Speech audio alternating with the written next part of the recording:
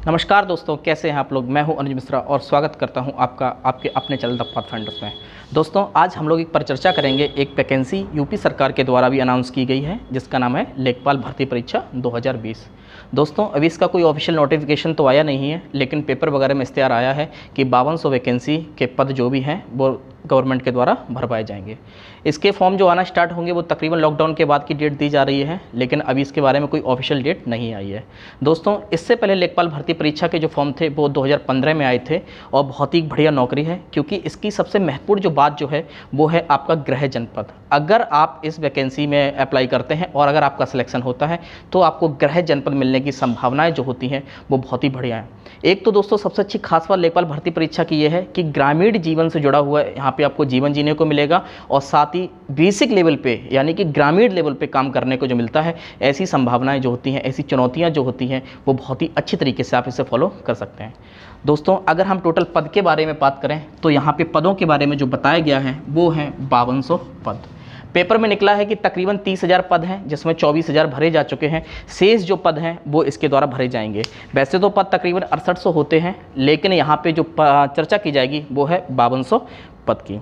आगे हम लोग बात करते हैं इसके बारे में। और तो सबसे पहले बात करते हैं कि इसका जो एग्ज़ाम है, पहले इसकी एक खुद की संस्था हुआ करती थी जिसका नाम है राजस्व परिषद, वो इसका एग्ज़ाम कंडक्ट कराती थी। लेकिन इस बार से यूपी ट्रिपल एससी, क्या यूपी ट्रिपल एससी आपने नाम सुना होगा, ये इसका एग्ज़ाम जो है वो कंडक्ट कराएगा।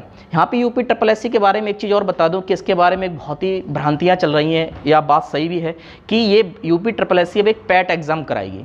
पैट एग्ज़ाम सभी के लिए कॉमन होगा, फिर उसको पास करने के पश्चात, जैसा बैंकिंग में होता है, उसको पास करने के पश्चात आप जिस नौकरी में जाएंगे, अप्लाई करेंगे, उसमें आपको फिर से फॉर्म या अप्लाई करना पड़ेगा और उसका अलग से टेस्ट देना पड़ेगा।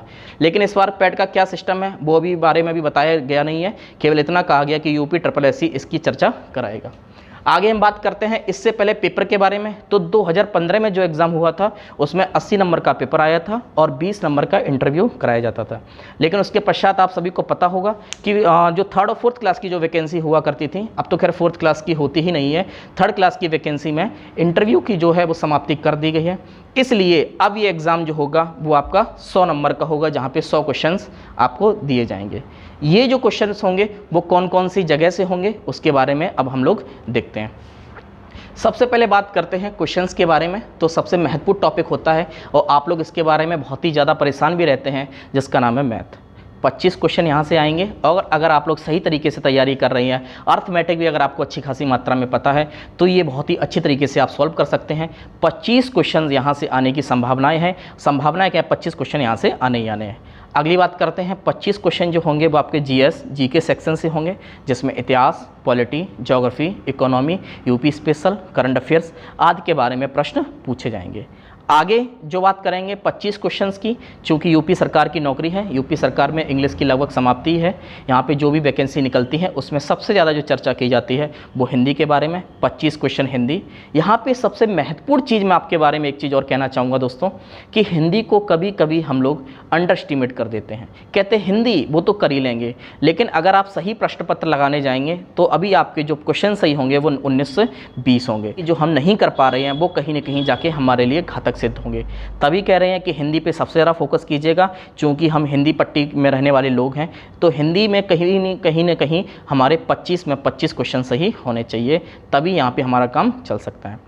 बाकी आगे हम बात करते हैं तो 25 क्वेश्चन जो हैं वो यहाँ पे ऑफिशियल पूछे जाएंगे ग्रामीण विकास एवं उसके परिवेश से, क्योंकि ये जो जॉब है वो ग्रामीण विकास में रहने वाले लोगों के सबसे ज़्यादा आप उनके संपर्क में रहेंगे, उनसे प्रत्यक्ष रूप से आप जुड़े रहेंगे चाहिए, उनके बारे में सारे तथ्य आपको पता होने चाहिए और किस प्रकार से मापन की प्रणाली होगी, कैसे क्या कार्य होंगे, आपके क्या दायित्व होंगे, उनकी क्या विशेषताएँ होंगी, इनके बारे में भी आपको अच्छी खासी मात्रा में अनुभव होना चाहिए और साथ ही साथ अच्छी खासी मात्रा में आपको उसके बारे में पता भी होना चाहिए।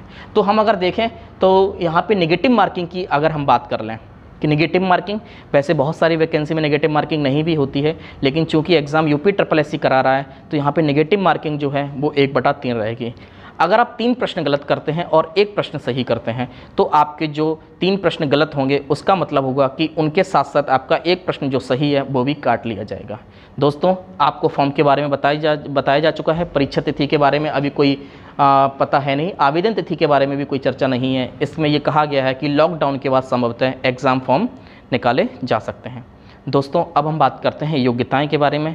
इसमें योग्यताएं के बारे में जो सबसे पहली बात है वो है 18 से 40 वर्ष तक आपकी आयु होनी चाहिए।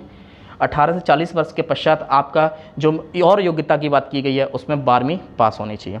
12वीं पास अगर आप नहीं हैं तो आप इसमें एलिजिबल नहीं हैं। दोस्तों यहाँ पे सबसे इस जॉब की जो खूबसूरत बात है, बाकी पुलिस वगैरह की जो वैकेंसी निकलती हैं उसमें सबसे महत्वपूर्ण बात होती है कि कम से कम लंबाई वगैरह या आपकी जो शारीरिक मापदंड होते हैं वो पूरे करने चाहिए, लेकिन इसमें ऐसा कुछ भी नहीं है। यहाँ पे 12वीं पास हो, SSS हो और भी थोड़ी बहुत चीज़ें हों तो आप इस आसानी से इस नौकरी को क्रैक कर सकते हैं। यहाँ पे SSS अनिवार्य बताया गया है, लेकिन ये कहा गया है SSS के बारे में पिछली बार भी बहुत ज़्यादा गड़बड़ियाँ हुई थी।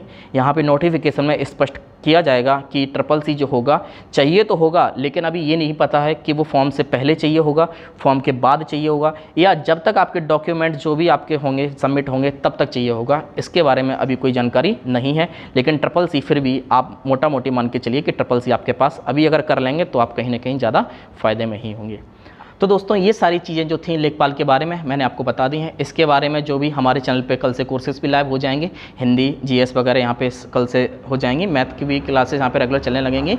हिंदी और GS का जो सेक्शन होगा वो मैं ही आपको पढ़ाऊँगा, उसके पश्चात जो भी सारी चीज़ें होंगी वो भी आपको समय समय पर अपडेट कर दी जाएंगी। धन्यवाद, आपने अपना कीमती समय दिया। Thank you.